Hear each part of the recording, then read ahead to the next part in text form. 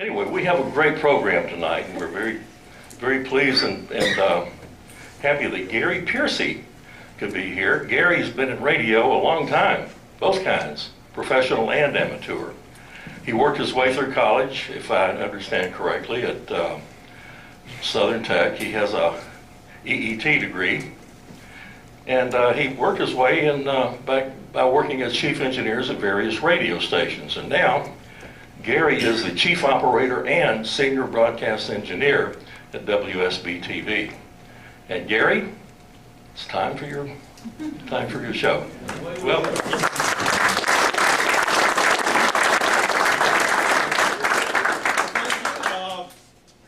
Would you like me to work the microphone or just? Okay. Yes. Okay, I can do that. Thank you for inviting me here. This will be the first time I've done this sort of thing out in the field. I do it a lot in the station for Cub Scouts and all kind of groups, church groups, that sort of thing. All the time talking about the station and what we're doing. A lot of excitement there. This is my first time outside the station. So we're going to give it a whirl and see how well it works. I wonder, can we need to make some technical adjustments. Oh, very good. Wow. My goodness. What efficiency. And, lights too. Okay. All I need is an LED flashlight in my face. Anyway, I am Gary Pearcey, WB4RLW. Been a ham for many years and an amateur radio operator about that many years as well. Since high school. Some of you mentioned WB4, well, at least back then WB4UIE. Jeffrey Callahan, he and I are old buddies, and we started Sylvan High Amateur Radio Club years ago. Shark is what we called it, and we used to work. It was really cool because we worked the world on our lunch hour. It was really a fun thing. Anyway, television broadcasting, not radio. I've been in radio, but most of my years have been in television. So I can talk a little bit about radio after the presentation, if you'd like. So we'll open it up to some Q&A. Ham's point of view. Interesting thing. Let me find a little LED here. There we go. The elephant. The Indian head. There we go. The Indian head. The artist that did that many years ago, this was RCA. This was how we adjusted the tube cameras back then through a flying spot scanner. Anyway, that was a very famous test pattern. And the sad thing is that when General Electric came in and bought RCA and gutted them, one of the things they did was throw out that in the trash at Camden, New Jersey. Fortunately, somebody realized the importance of that was broadcasting history and rescue the artwork. Not the test pattern, but just the square Indian head drawing. So the Indian was rescued. I don't know the Indian's name, but anyway, it's part of broadcast history. Okay, well, you got some sound? This? There we go.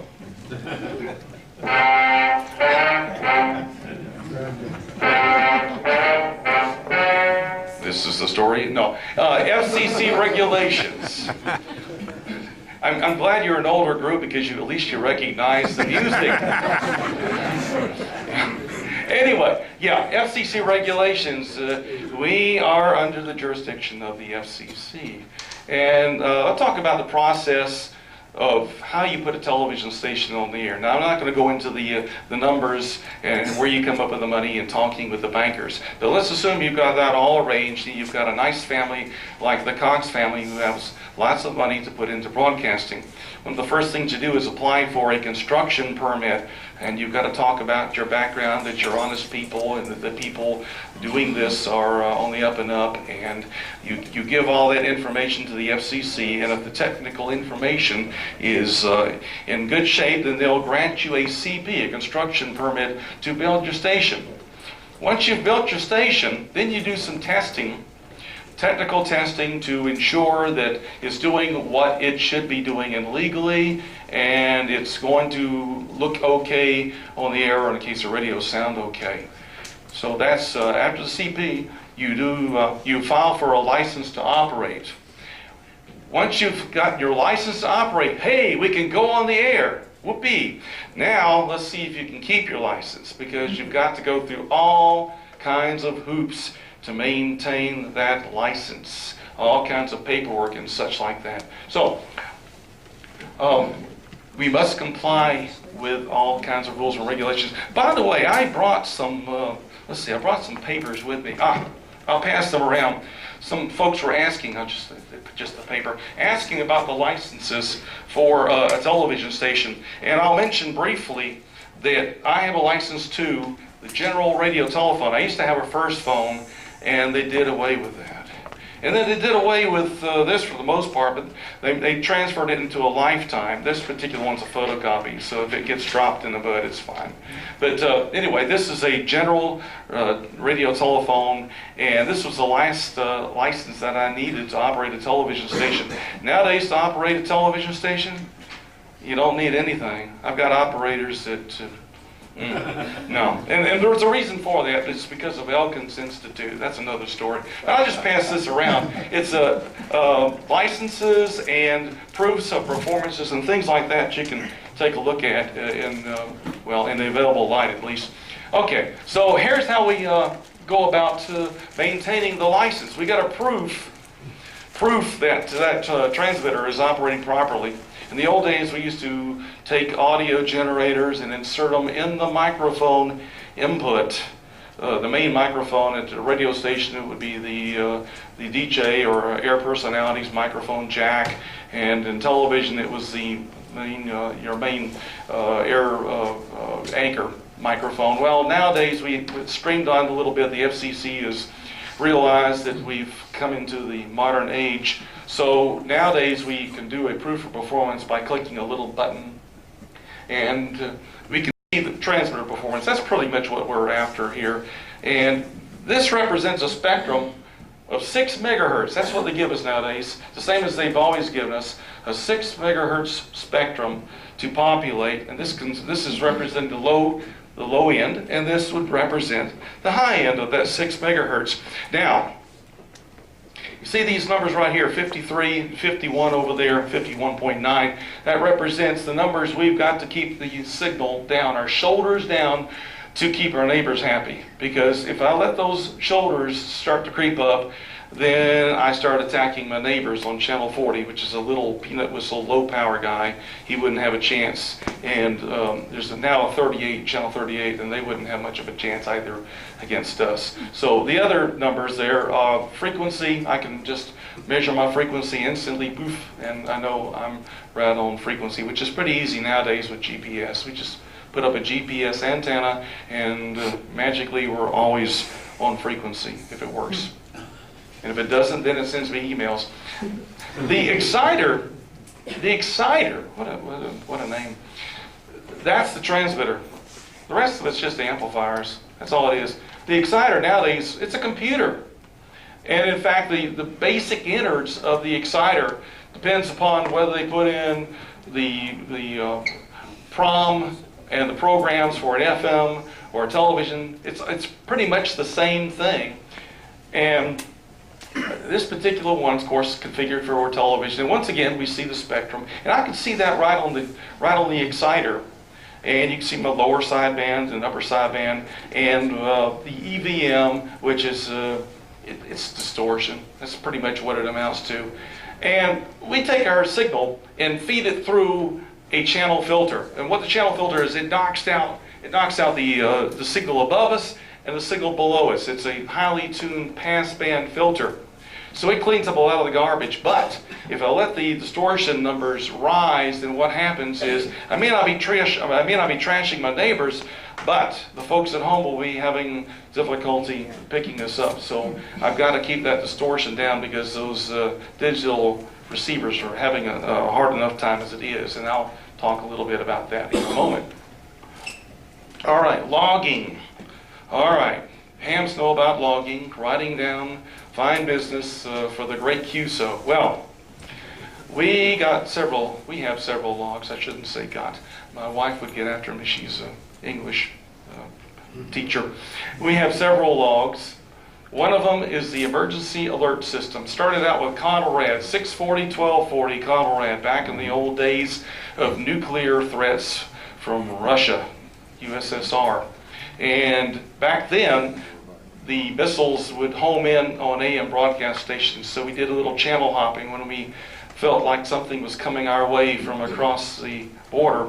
We would turn off the broadcasting television and radio stations and light up only 2 frequencies in each market, and they would just hop between the transmitters. And that's where the Conelrad system, over the years it became the EBS and then the emergency alert system. And the emergency alert system has a pecking order of things that are important and things that are not important.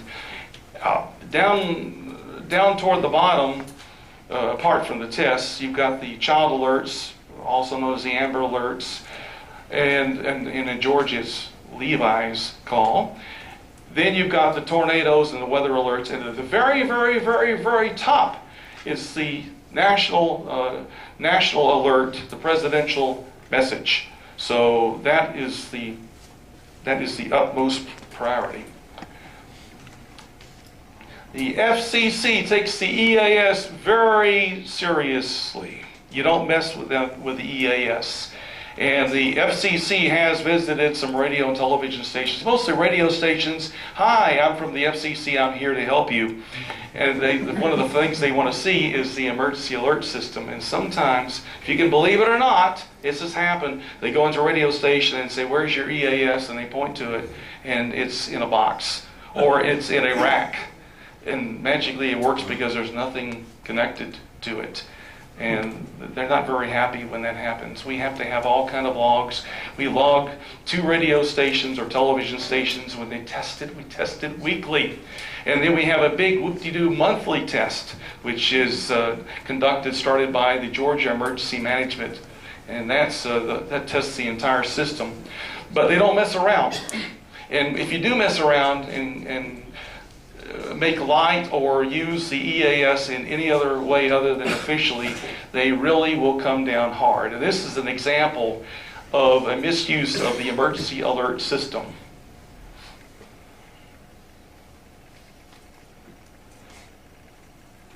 And I hope it starts.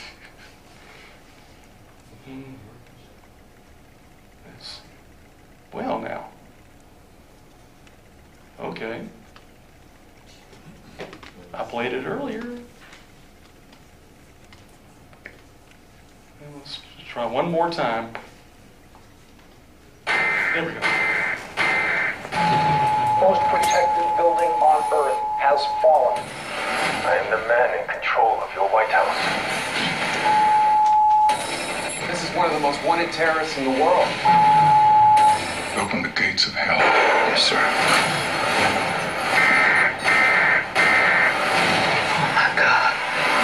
Today, we make our stand.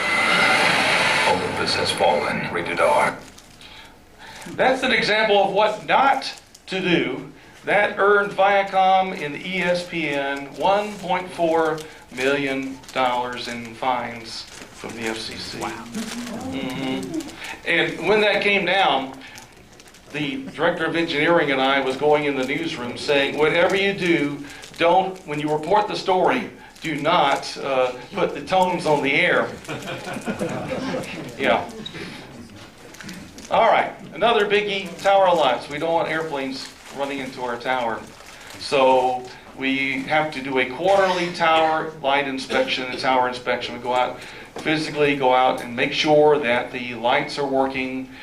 These days it's a little bit easier. I have LEDs and I can put a little current meter on each one of the legs of the LEDs, and if they're not drawing a specific amount of current within a particular time period, then I get a nice little email from my transmitter remote control saying that I need to pay attention to it. They're not particularly big on if you got it down, if it's down and you know you've noticed it, you caught it, which we better, then it's not a big deal to call the FAA, and it's a subcontractor now. They have some company that answers the phone, and you give them your tower number, and you describe the situation. Oops, I'm null there. You describe the situation, and then you just say it's out, and you've got 30 days to fix the thing. So typically, we used to replace it within just a matter of a couple of days or so. But nowadays with LEDs, I haven't had to do that yet.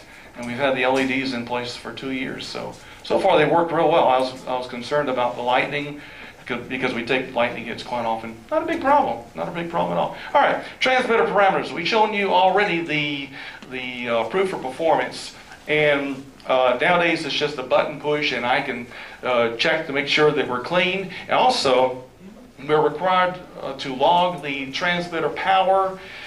That is left up to the stations now. It used to be the specific interval, and now the FCC says as often as necessary, and it can be done automatically. Well, I do an automatic transmitter logging once an hour. In addition, I also have the operators write it down once on their shift. And the only reason I do that is just because I want them to know they have a transmitter and how to read a meter. And it sounds kind of silly, but these days they're people that understand computers, but they're not technical, real high technical people in master control. They're more like flight controllers. They have to manage the entire system. They have to watch the camera robotics and focus and zoom and that sort of thing. Do I have a question?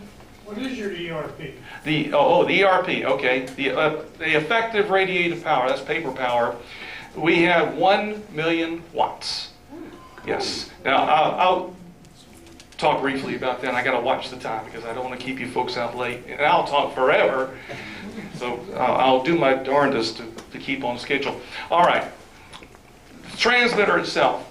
It's a tube transmitter, and I'll touch on that in a moment. I have 2 cabinets, 2 amplifier cabinets, each one capable of 25 kilowatts, adding up to a total of 50 kilowatts. That is what we send up the tower. Now we lose a bunch. We have low loss coaxial lines going up the tower, up about 1,000 feet, 1,050 feet, to a slot antenna, not a skeleton slot. A slot antenna, for those people that understand about the aperture antennas.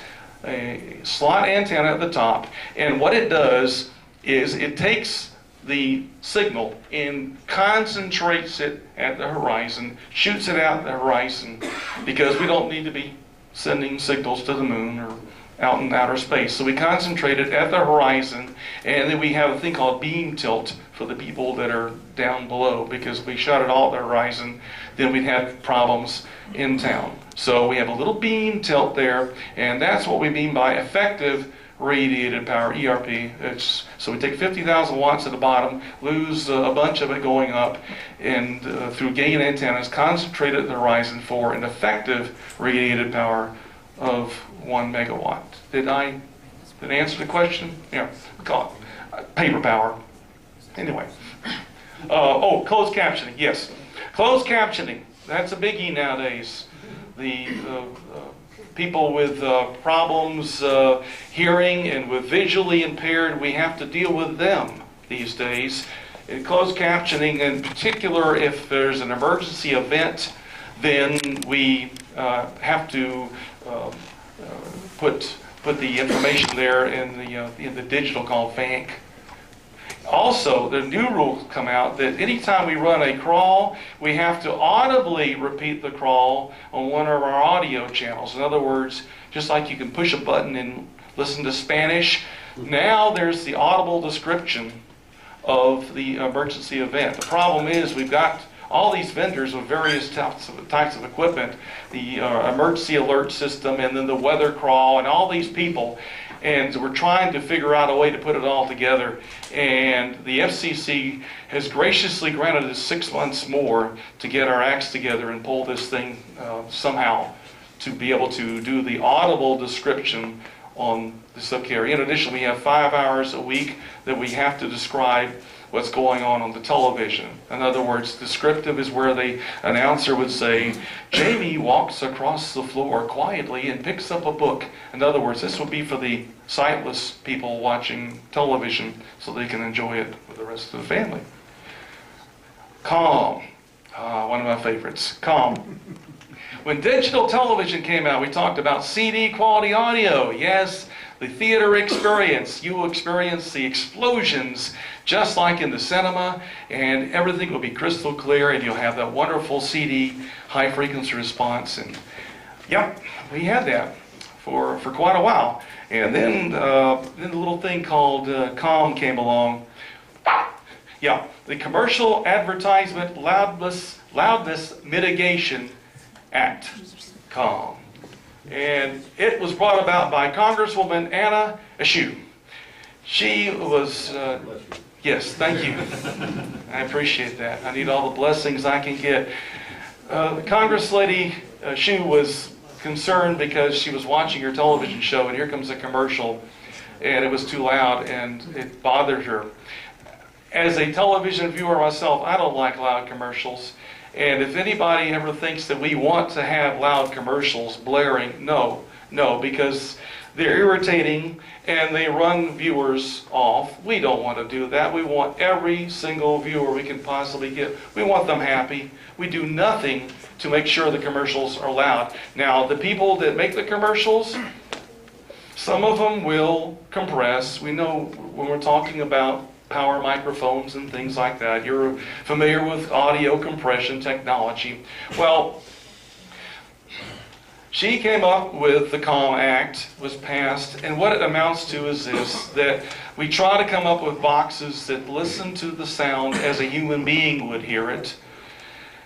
It's complicated. It has to do with certain frequencies over a period of time, and we do the best we can. In essence, the commercials have to be within 2 dB of the program.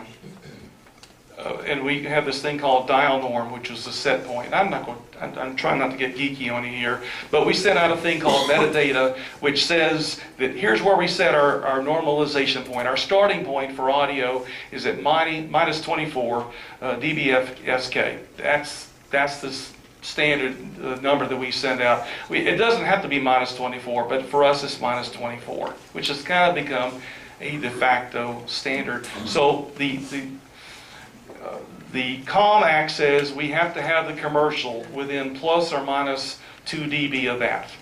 The program, we don't have to. Well, bottom line is this: how do you tell if it's a program or if it's a commercial? I suppose you could close contacts and all like that, but we're doing what everybody else is doing, and we're putting it through a squash box. So that box will make sure that over a period of 5 or 6 or 7 seconds, that sound will average no more than 2 dB plus or minus. And the FCC is very serious about that, and they make us do spot checks multiple times until we've proven that we can keep it in the road. And there's an example of a spot check. Unfortunately, it can be done automatically I'll get to the question in just a second. All right. You notice the OOB, the OBs, that means out of bounds, 0%. So for that period of 24 hours, WSB, our main channel, was perfectly legal. And if the FCC was to come in, I can point to that and say that we're legal. Yes, sir? Are you doing this live, or are you doing this when you encode the commercial? We do both. Yes. We do normalization. I'm glad you asked that. I was trying not to get particularly geeky on you here. The commercials that reside now on servers, hard drives, we have a program that goes in and offline, before it ever hits the air, it looks at that commercial. And if that commercial, over a period of time, is outside of the COM, what it does is it digitally resets it so that when it plays, it will not exceed. So that's the first level of defense, is making sure before those commercials are ever run on the air, it's already normalized. It's called normalization. So we adjust it so it's already compliant before it goes, before it hits the air. Does that answer your question? Yeah. Plus real time. Yeah, okay. What do you use to do it real time? Real time, it is a linear acoustics Air one. Well, we have two or three different ones for depending on the channel. Aero, those, but it's linear acoustics products, which they're sonically acceptable. What we're trying to do is make it legal, trying to steer clear of problems with the FCC, and really not stomp the living daylights out of the audio. We're trying to give you some dynamic range and yet still satisfy the Congress lady. So anyway, do I have a question? Another question about? What's this unit, DBSK? DB, okay. Decibel, okay.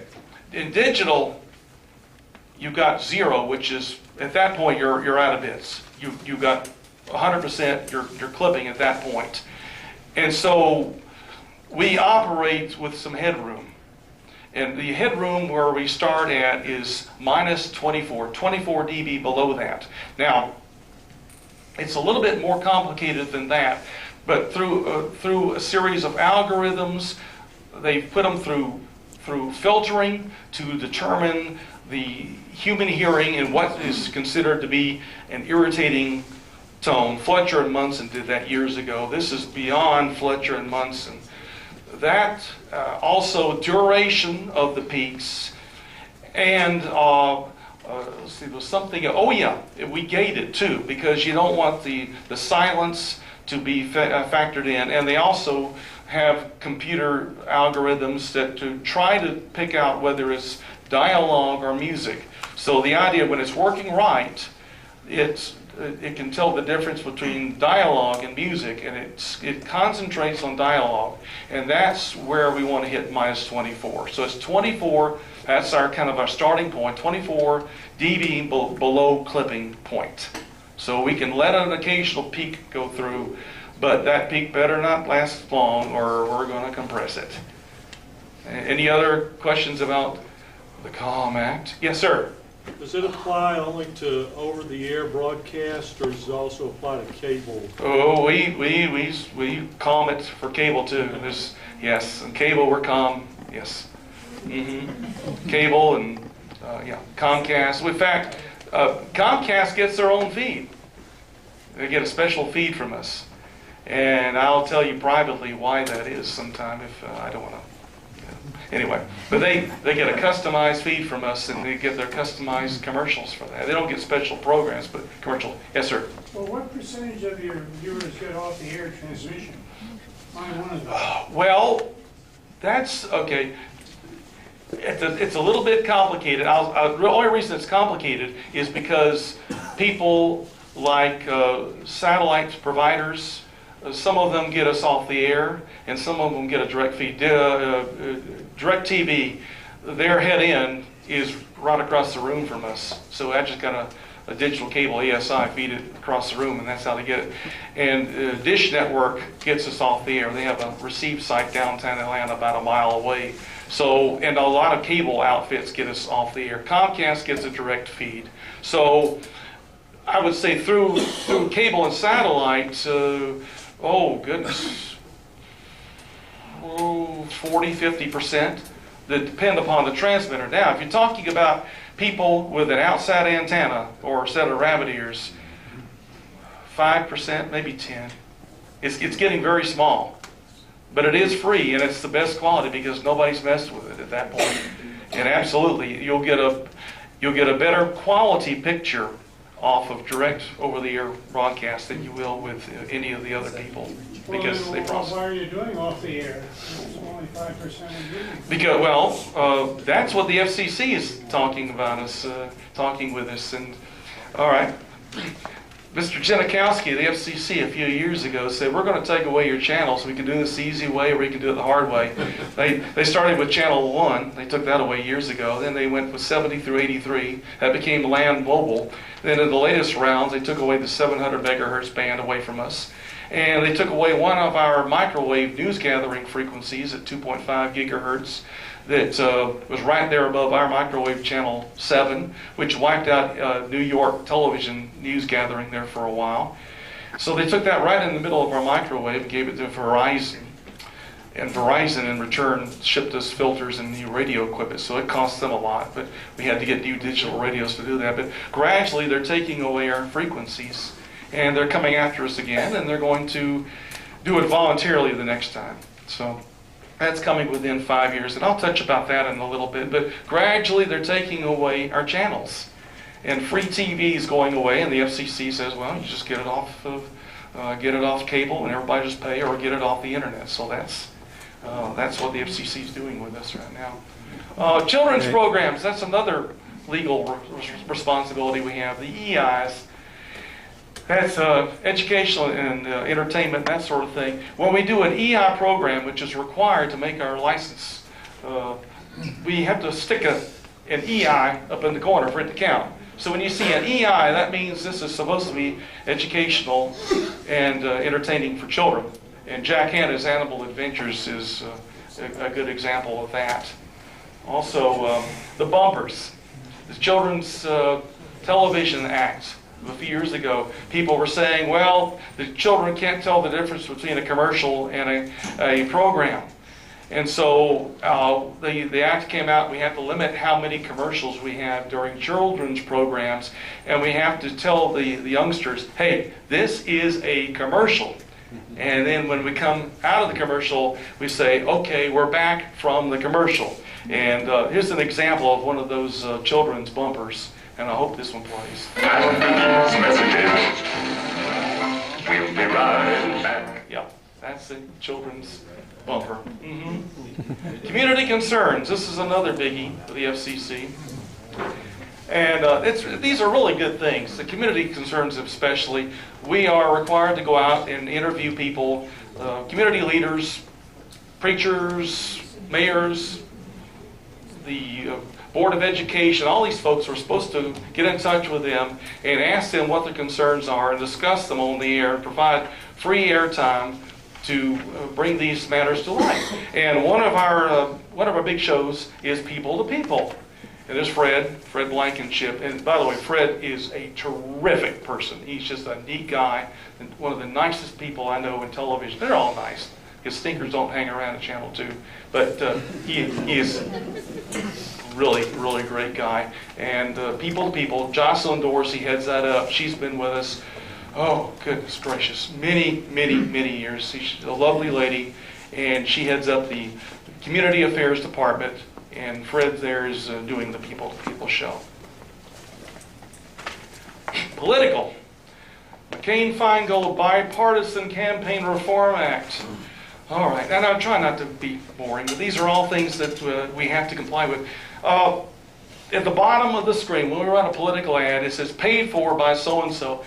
That has to be a certain height. It has to be certain big, or we get gigged, because they say you're not telling people what they need to know. The Campaign Reform Act was brought about because they were concerned that the campaigners were attacking each other, and they thought this would minimize the personal attacks. Right. Yes. And I approve this message. Yes. We have to show the candidate's picture, their likeness, or have to have the candidate in there personally. So that's another thing. And we have to ensure that the candidates get the most favorable billing at the television station. And they can do that because politicians made that law. So, yeah, they get a sweet deal on the ads.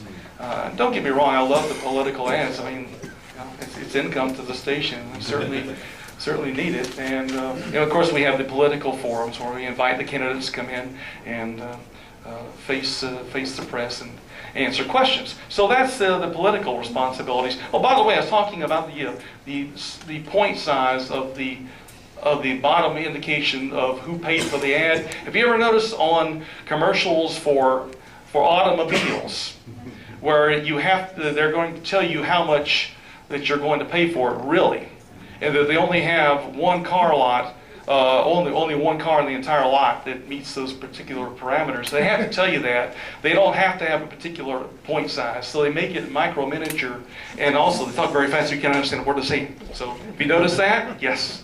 Yeah. They don't have to slow that down. They can run that so fast you can't understand a word. It's perfectly legal. All right. Let's switch gears now. So we're on the air, we're legal, the FCC's happy with us. I want to talk a little bit about radar, because we've got a radar that I'm really, really thrilled to have. And I put that up there. I know it's air traffic radar, by the way. Most people, when they put up a radar, and that's a radome, it's just the ball covering up the dish so it doesn't get all nasty with rain and rust. Sensible people put them up 50 feet or so. Sometimes they're mounted on the ground. And the reason is because the radar transmitter on the ground has to go up the line to the antenna, and there's a lot of loss at S-band and C-band. C-band's 5 gigahertz, which is our home for our radar equipment. But we do things differently at WSB-TV. We don't put ours up 50 feet. We put ours up 350 feet. Jeez. Yes. And to avoid ground clutter buildings, we were tired of having our radar and then somebody building a building, and now we got this big wedge. So okay, we're going to put it in Haralson County, out there 11 miles just inside the Alabama border, just inside Georgia, 11 miles away from Alabama. And the reason we're out there is because traditionally weather moves from west to east, so we can see it before most other people can, and it's away from ground clutter. Now there is a little problem, and that is, for you folks that are familiar with radar technology, it can bounce off the ground and come back up and introduce clutter. But with modern processing, we get around that. Now, this was a monumental problem because normally they have the radars up 50 feet.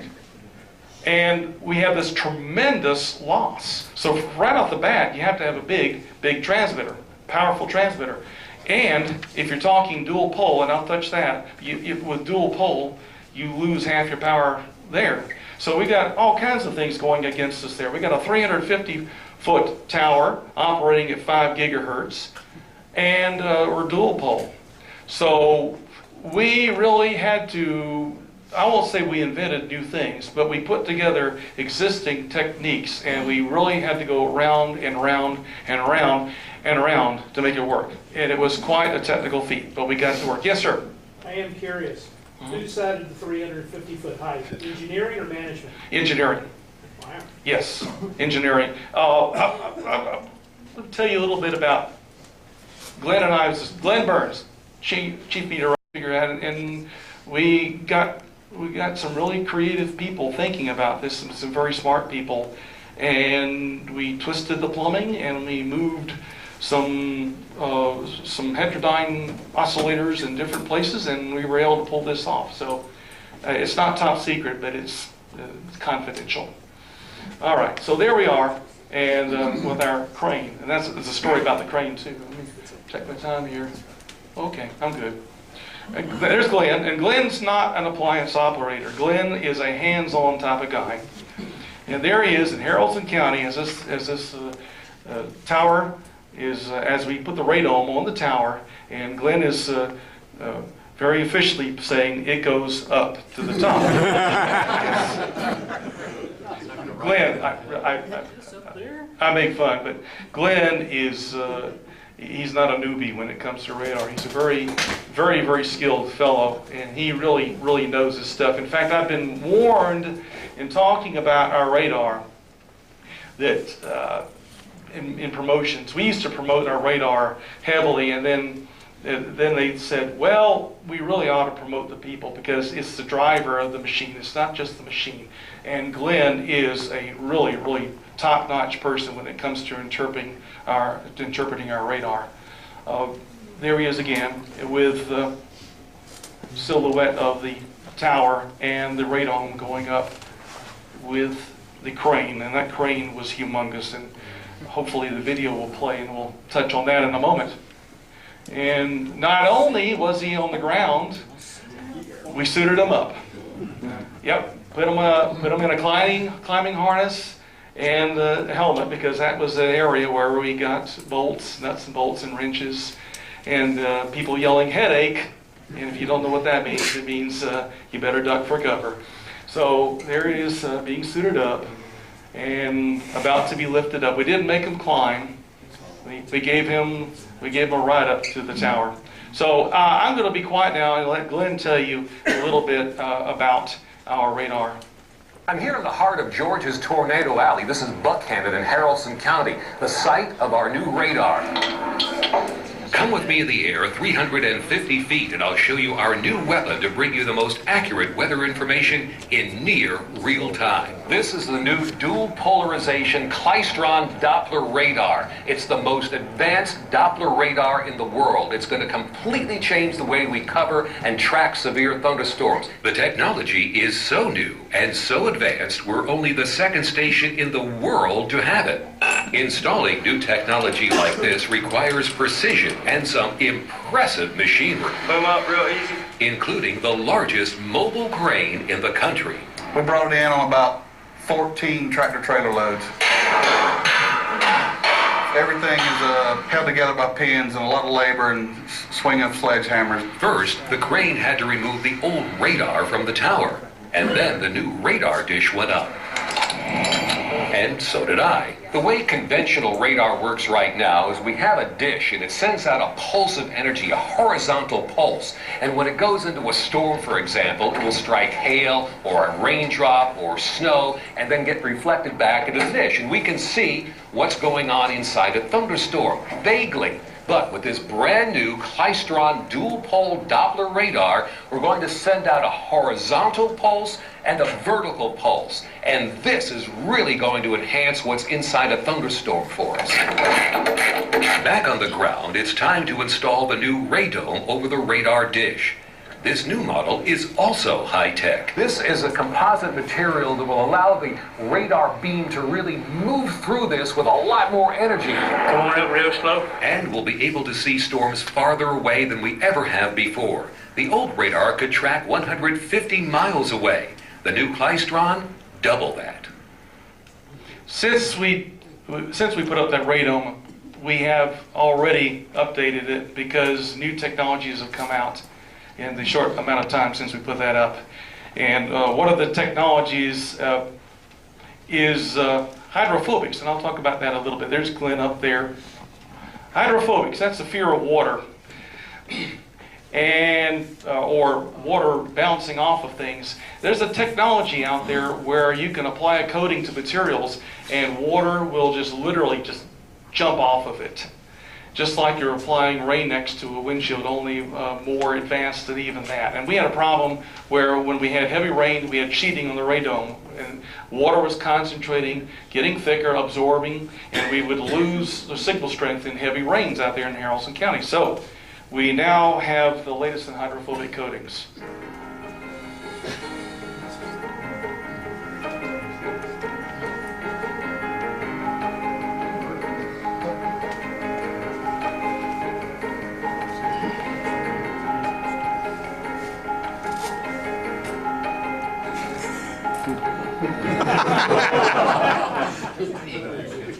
That's just the neatest thing.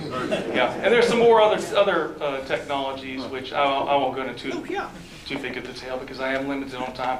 But okay, now what in the world? We're talking about dual pole. What is it? Well, you folks are hams. You understand horizontal and vertical polarization, so I won't go into all that. And you know how you do it by orienting your transmitting antenna. But what you can do is transmit both simultaneously and look at the reflections coming back and compare the signal strength of the horizontal with the vertical. And that's called the ZDR, differential reflectivity. There's a representation of a radar tower and the horizontal and vertical signals coming, and now they hit a drop of water. Now, people may think a drop of water is round. Well, sometimes, and sometimes not. It depends upon the diameter of the water.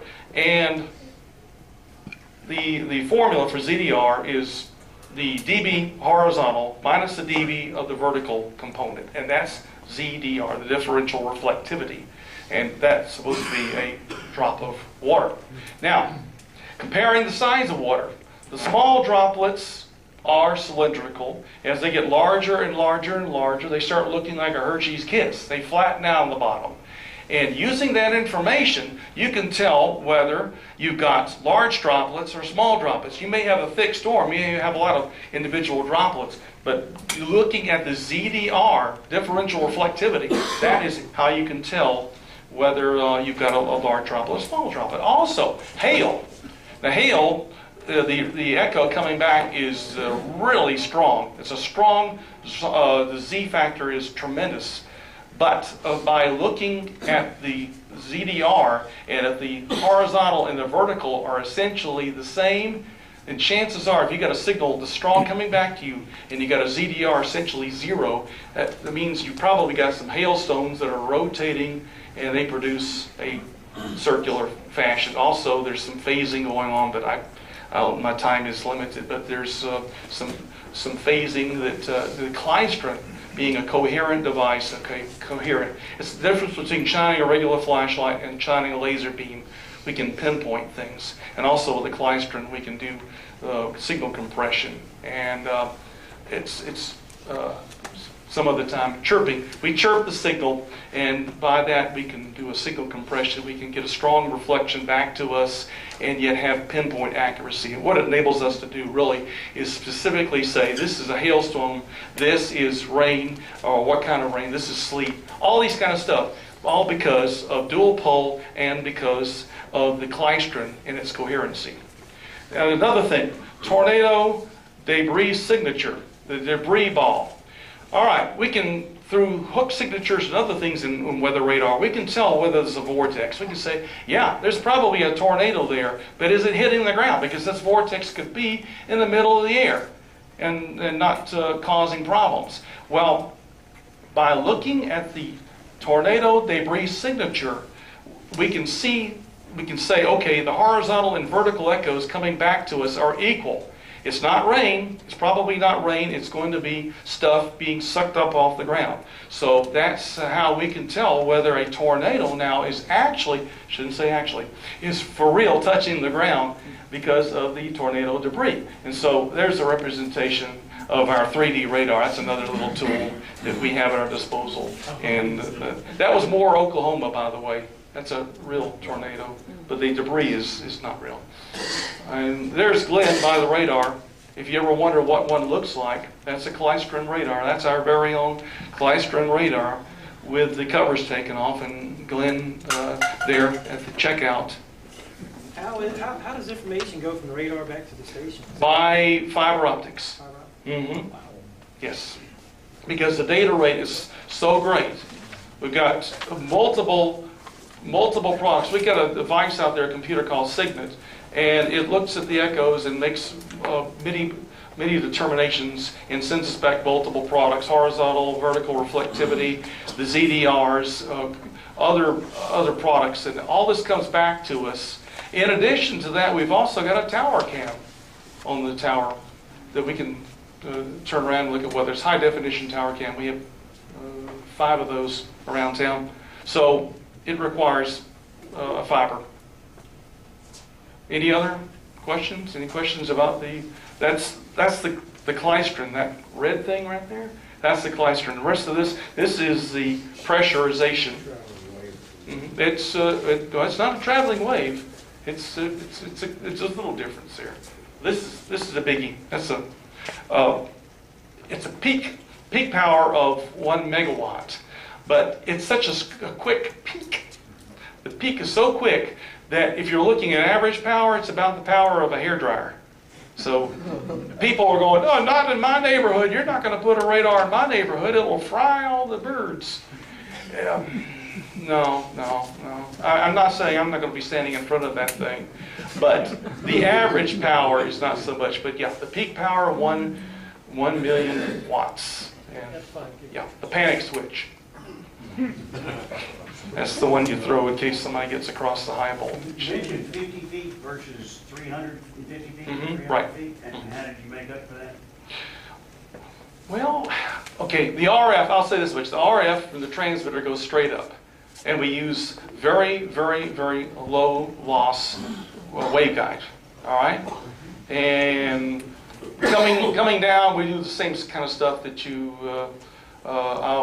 we down convert and do some other stuff, some tricky plumbing and things like that. So we take the hit going up, but coming down, it's a lot less loss. Yes, sir. When was this installed, the new system? Goodness. 3 years ago, I believe what it was. And you said there were only 2 of them in the world? Yes, yes. The first one was the manufacturer of the radar provided an opportunity for a station. It was a cable outfit, Bright House, with Cable News 9 in Tampa area.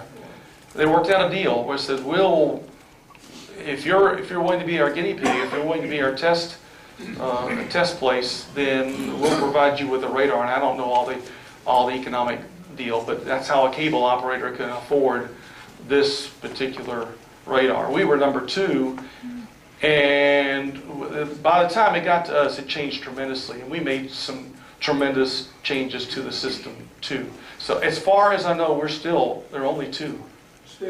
Still. I may be wrong, but it's been a few years, but this is the Uber class of radars. It's the best of the best, and it takes a lot of money to operate. It takes a lot of money to service it, although Klystrons are extremely reliable. Yes. What regulations are you up against putting the radar out there? Is it the same as your transmitter tower for your TV, or? Yes, it's the same. We have to make comply with radiation rules. Okay. And we have to make measurements with these holiday devices and check signal strength to make sure that we're not hurting anybody. But the average power is really, it's low. It fools people. You can talk about a million watt transmitter, but in real power, it's not all that much. You had another question. Yes, sir? Yeah, doesn't Fox have something similar to that? Because when you look at their weather report, yes. It looks exactly like yours. Okay, well, they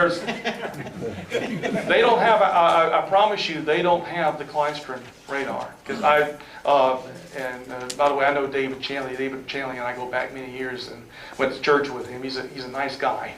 Really fine fellow. So I can't say anything nasty about David, small guy. But they don't have a Klystron radar. Both of us, I don't know if they have dual pole or not. We got dual pole before the National Weather Service got dual pole. About 6 or 8 months after we got the dual pole, they got it. The National Weather Service. Yeah, they have like a 3D. They have like a 3D presentation, just like you do. Yes. They don't have our particular 3D, though. Our particular 3D was Mike Gibson. You can look it up. Mike Gibson, GRX. He was a former Microsoft programmer, and he decided he wanted to do weather. So we have a unique product that is licensed exclusively to us. And other people can do 3D radar, but we're the only one that has that particular product. Who's the manufacturer? I'll say the person or the company that put it all together was a company called Baron Radar out of. What's that? Yeah, they invented the Klystron.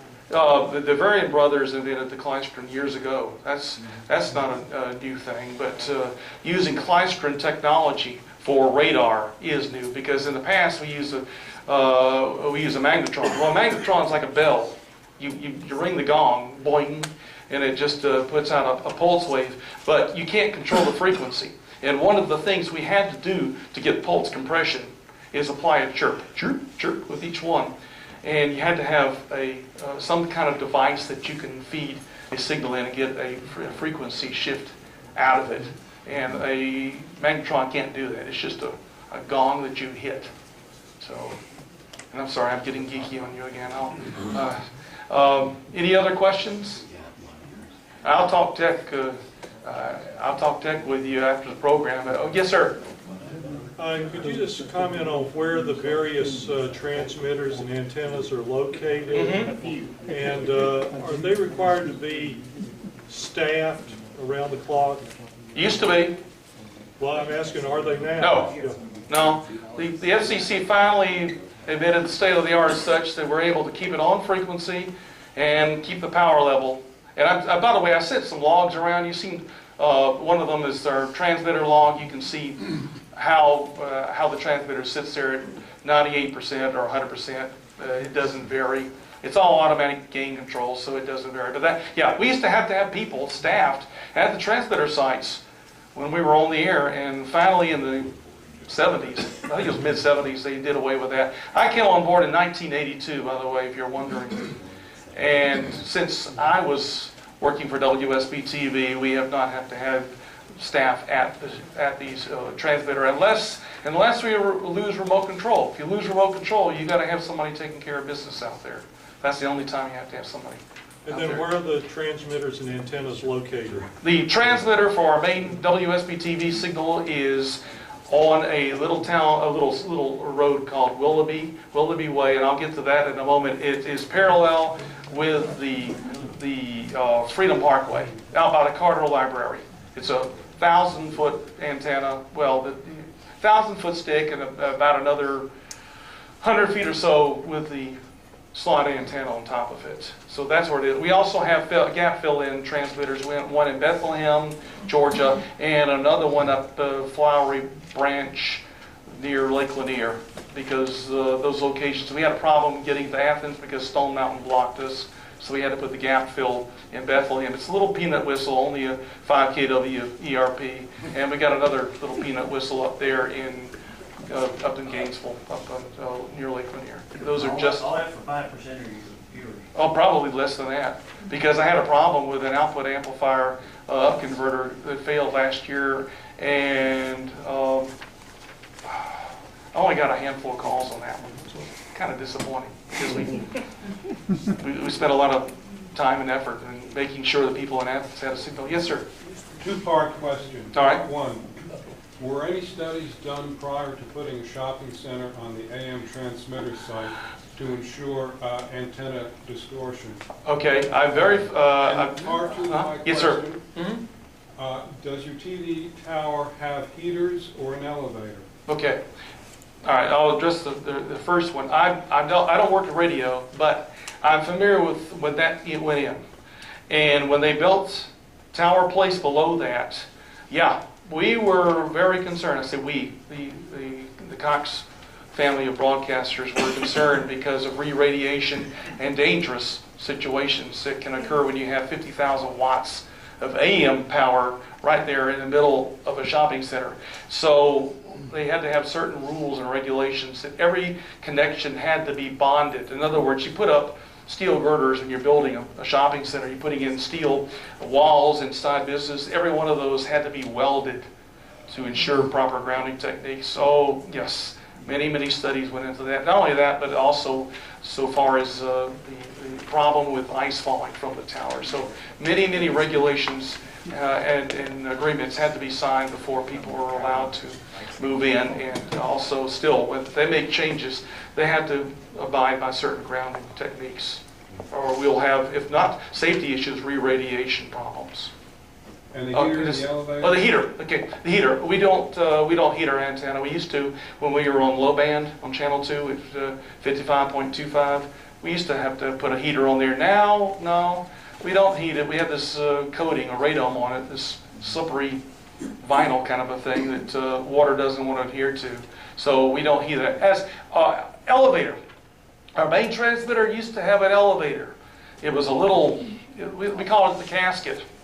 And you had an operator who would run the electric motor and would look through a hole in the roof of the motor building, and he would look at the person up there. There was no button. You don't just get in and push the button. So now they climb. It was just, we just considered it was too big a hazard. We do have a tower where you get to ride. I ride up occasionally. That's the one up in Lake Lanier. We call it the Fox Tower, former WFOX. Now it's WSBB, which is 95.5. We have a transmitter up at Lake Lanier. And that tower does have an elevator. It's not much, you climb up 50 feet and you get in the elevator and you pull this metal door closed, and then you radio the people, go ahead, and then they for about 12 minutes. But the view is really remarkable. Any other questions? Okay, let's move forward. I'm really not trying to... I talk about Glenn. Glenn, really, he's not all... I mean, you see him in his serious side. He really is a really nice guy. And there he is cracking jokes with Monica. I think he was talking about two couplets going into an isobar or something like that. Cracking Monica. All right, Willoughby, the transmitter. The Willoughby Way. That's what the transmitter looks like. And there's my tomato garden. And there's a pressure regulator out there. I have a drip hose there. So it's not all about techno stuff. Sometimes we do real things like grow vegetables. And the interesting thing, in that RF field, the vegetables get really...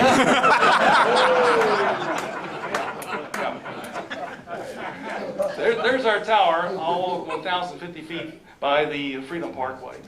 And that's what the Channel 2 transmitter looks like. I'll make it quick. There's our exciters, our main and backup, and both are equal. And I've got a switch here that can select either one of our exciters. That's the transmitter. The rest of these guys are just amplifiers. That's all they are. Amplifier 1 here with an IoT, inductive output 2, and amplifier number 2, same thing. Each one 25 kilowatts, and they add up. Yes, sir, in the back? Is that really the channel 2 or the channel? Oh, that's all smoke and mirrors. No, it's all faked. We used to be channel 2 for real. Now we're at channel 39 at 620 to 620 to 626 megahertz. And we put a dead carrier at 309 kilohertz up from the bottom so you can find us, because they thought that the tuners at the time when they designed our system couldn't tune us without a dead carrier. So we stick a dead carrier there at 309 kilohertz from the bottom, but they give us 6 megahertz. But okay, PSIP. It's a metadata. It's a signal we stick in the signal, a digital signal that tells the people at home what channel we want them to say. So I can make it say whatever I want to. I can make it say channel 723-49 if I wanted to. I could program it in there. But we choose to say, identify it as 2-1 and 2-2. We have 3 main channels. The main channel 2, we also have the Laugh channel, and we have MeTV. And they're all right along in the same digital stream, just like you put stereo, FM, and well, it's a digital signal, so we can stick in multiple channels in that same 6 megahertz wide band. Yes, sir? Which means you don't have the VHD, the 1080 lines per frame here in the sub-channels. We have, we can. We can have 3 HDs, but the problem there is, if you do that, you start to take away bandwidth and you start having artifacting and things start to get a little funky. Particularly if you have a sports show, if you got a lot of things moving around, players moving around, you're panning and showing people in the stands. In sports, it gets really bad looking. So what we chose to do is have 1 high definition channel and 2 standard definition channels, or 480i. And our main HD is 720 progressive. Okay, so your HD is in 720. Yes, sir. 1080. Yes, that's correct. It's 720. But it's 720 progressive. And 1080 is interlaced. So you send half the lines one time, and you come in and send half again. That's with analog, same as analog. Right, exactly. That's interlaced. So at 720, we use up more bandwidth because it's 720 lines progressive as opposed to half of them at a time. All right, so we'll move along. There's the IoT. I've got an example of one that is now defective. But English electric valves, if you ever want to know what a TV transmitter tube looks like, there it is, water cooled up there and water cooled down here. And we feed it 700 watts from an IPA, water cooled, and it's in a resonant cavity, and it puts out 25 kilowatts. Those are our transformers, power supplies. Each one puts out 34,000 volts at 2 amps. We have 3 of them. That's 2 transformers, 1 for each cavity, and then a spare. And there's a generator, emergency generator at the transmitter plant. And the generator, of course, requires diesel fuel and all that. And we also have battery power. And in the interest of brevity, I won't talk about that. But it's UPS. We have UPS at the station, at the studio, powering the entire station on batteries continuously and at the transmitter site. All right, so why in the world we're still using tubes? Okay, at the time we bought our transmitters, the technology was such, even with the Daughtery amplifier, or Daughtery amplifier, where you shave off, you have one amplifier which is carrying most of the load, and you have another amplifier just coming online with peaks, and it's fairly efficient. The problem is we couldn't clean up the mess back then. It was too dirty for digital television, so we had to bypass that and go with linear tubes, the IoTs. Well, since that time, we've got a thing called RTAC. That's a trademark of Harris, which is now Gates Air, and they have a computer. The exciter now is a computer. It takes samples from the output, and it tries things. It tries one thing and tries another, and notes intelligently the results of what it's doing. And because of that, we're able to get our signal clean, linear, using Daughtery amplifiers. And so now, finally solid state makes some sense. Now, compare the two technologies courtesy of Rhodian Shores. Notice in the IoT technology, 34,000 volts. You mess up, if you mess up, you get a hospital trip, hopefully. And with the solid state, and we did have a solid state transmitter in channel 2, it was a wonderful thing. 50 volts, okay, it can melt tools, but at least you won't be going to the hospital. So a next transmitter, I'm sure, will be solid state. I'm really, I figure we will have a solid state because the technology exists now for cleaning up the mess. Engineering now and then, or then and now. That was our original little Y columns back in 1948 and the original tower. We were on channel 8.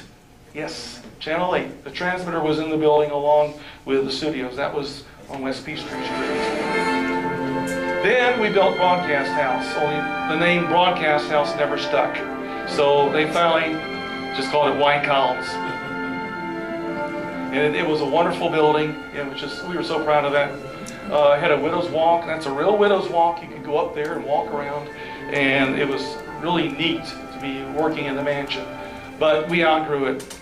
So we built digital Y columns. It's still the same place. We built digital Y columns around the old building in the shape of an L. So it's a little peculiar shape. We still have the tower in the back, the same tower, the Channel 8 tower, which, by the way, Channel 8 went to the next door neighbors, WLWA, Crosley. Anyway, they operated on Channel 8 for a while.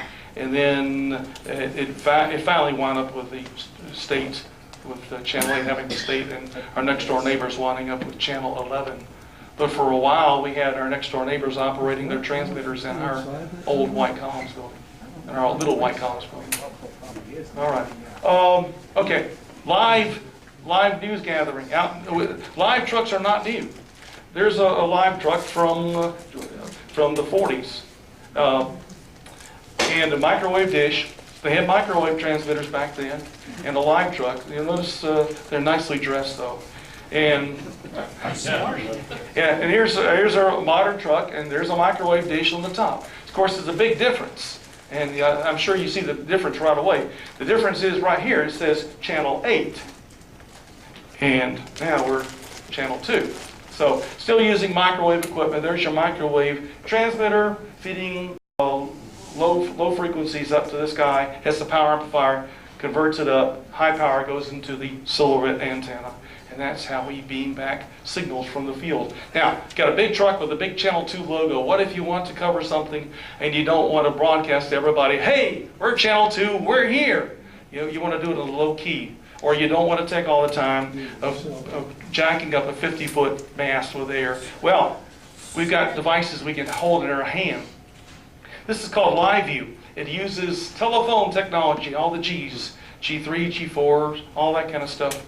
And feed it a camera signal, and literally it's something you can hold in your hand, and that will transmit a high definition signal to WSB TV. And we have bunches of them, and they're a lot of fun. But there is one little problem. Now, did you notice the little LCD screen, and it said 10 seconds? Did you happen to catch that? Right there, 10 seconds. All right, 10 long seconds. Okay, most of the time we can get by with 2 seconds. That's the propagation time. That's how long it takes for it to squash the signal and get it to the station. But sometimes we don't have a good signal. Sometimes it takes 6 seconds. A lot of times it takes 10. Every now and then it takes 12 seconds to get it to the station. So the problem with that is this, that cueing the reporter. Now we'll have them count, and we'll determine how much time we have to pre-roll them, so to speak. In other words, we'll say go before the reporter is supposed to report in the field. But sometimes the anchor doesn't quite stay on script. And yeah. Or worse yet, the anchors will forget they're on live view and it's a long delay. They'll ask a question and we're going, oh no. Because the reporters are told to do the reporter nod. In other words, when somebody's asking a question, they're nodding. That's a standard kind of thing, because otherwise they'd be standing there for 10 seconds just looking frozen, and you're going, what in the world? So they're nodding, saying, yes, I understand the question. But it kind of looks a little ridiculous because it can go on for a long time. And let's see if this is going to work. No, well, maybe not. Anyway, the idea is sometimes you have the reporter nodding for ad nauseum for 10 seconds until finally, yeah, like that, yeah.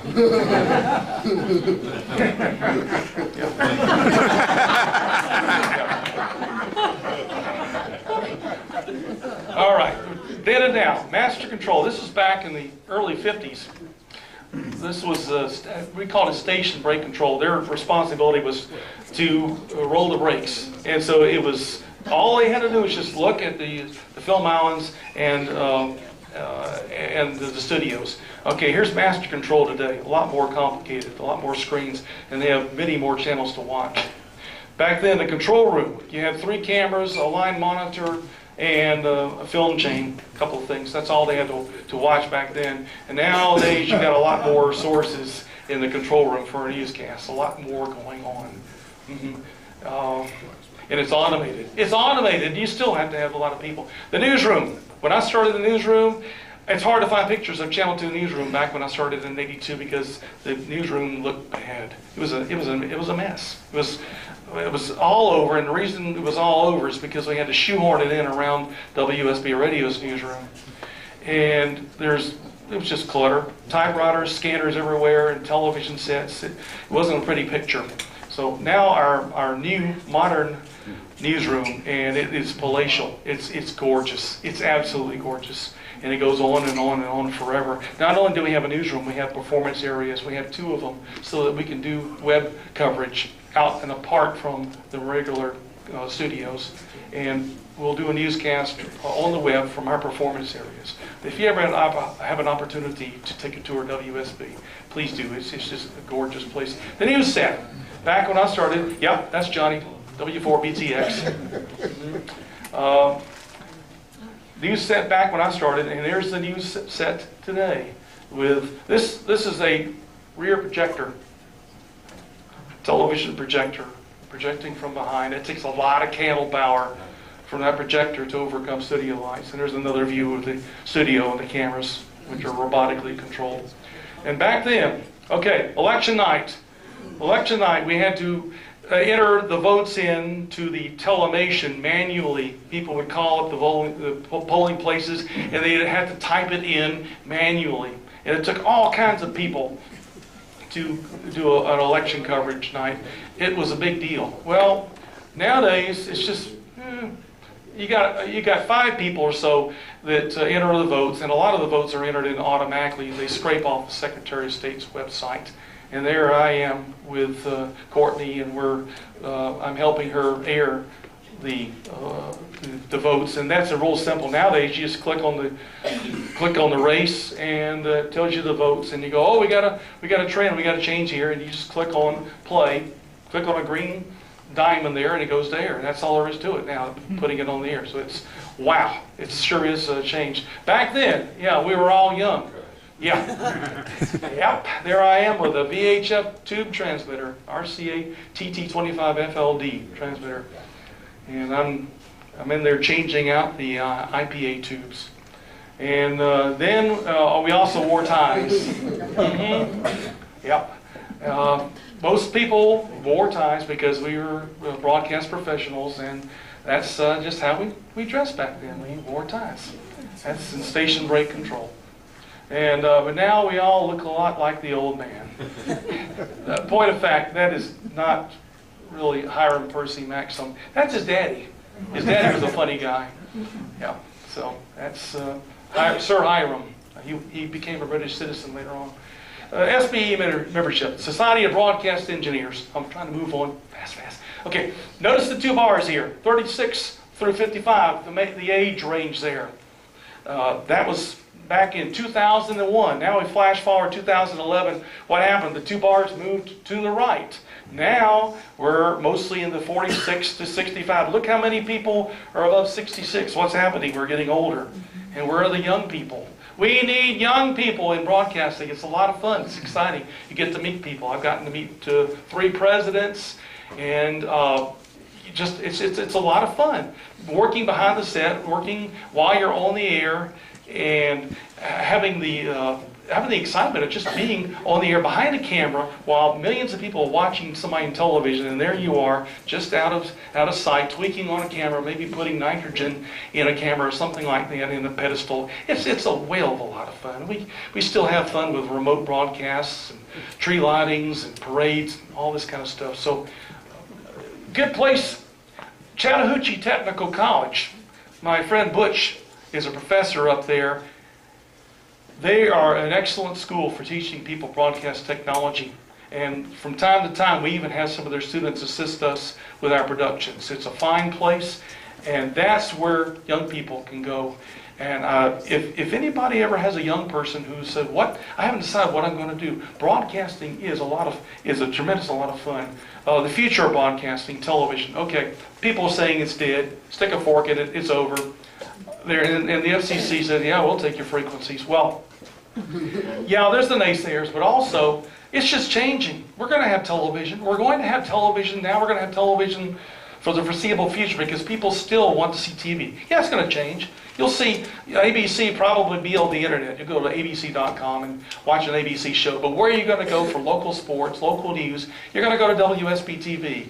And maybe our competitors, hopefully, will do it better.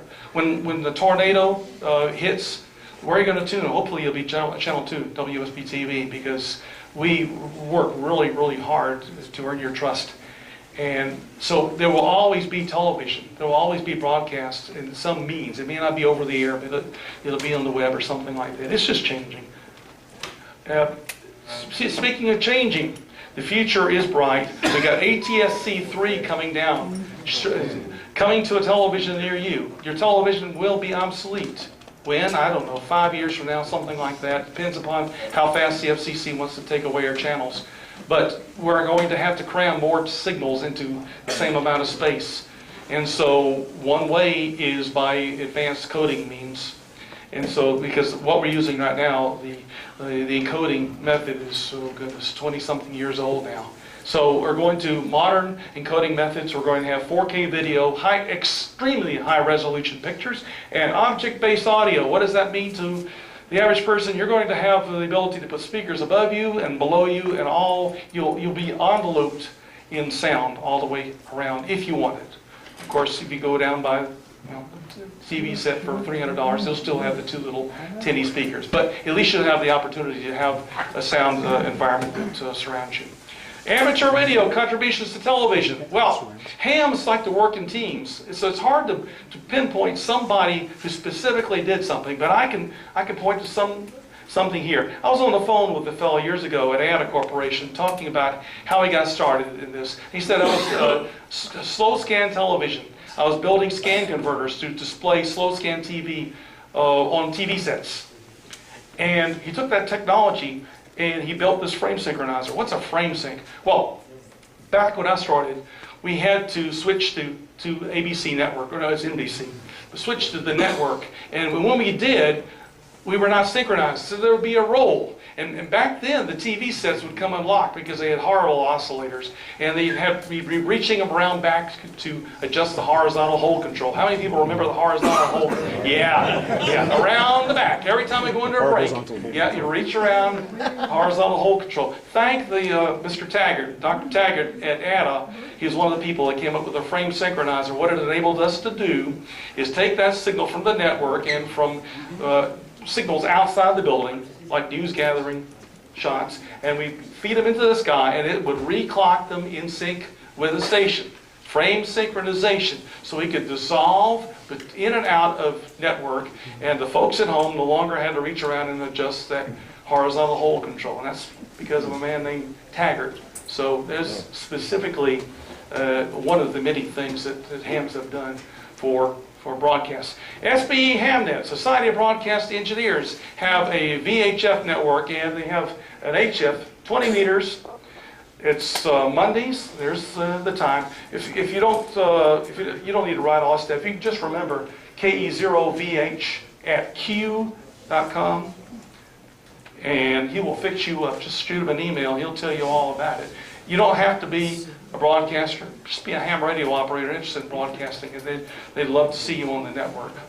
And just a little plug, I work for the Cox family, and I say that, it's a family. It's a big family. They got deep pockets, but they don't operate like a normal broadcast company. And broadcast companies, they have to deal with stockholders and this sort of thing, saying, where's my money, where's my money? And when we go to the Cox family and we say, we need X amount of money for a klystron radar, and they say, what for? And Glenn says, because it'll save lives. They go, okay.